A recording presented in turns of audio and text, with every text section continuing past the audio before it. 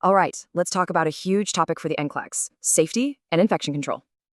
So, what's the single most important idea on the whole exam? This is key. And the answer is patient safety. It's always priority number one. So what does that really mean? It's about stopping harm before it even starts. On the test, you're looking for answers that hit these goals. Simple as that.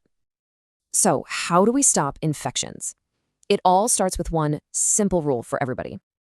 This is a huge NCLEX rule. You use standard precautions for everyone, no exceptions.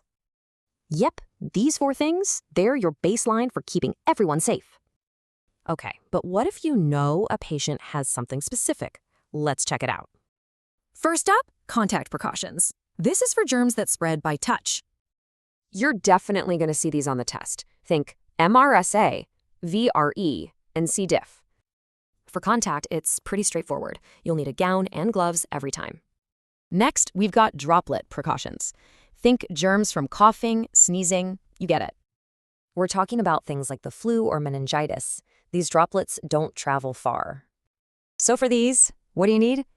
Just a standard surgical mask. That's the key. And last, the big one, airborne precautions, for tiny germs that just hang in the air. Things like TB, measles, and chickenpox. They're super contagious and need top-tier protection.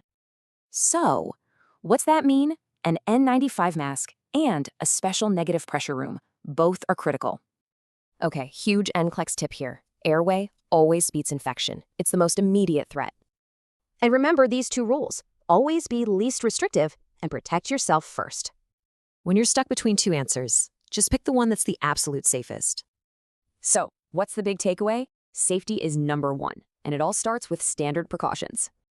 So as you study, just keep asking yourself, what's the safest choice I can make?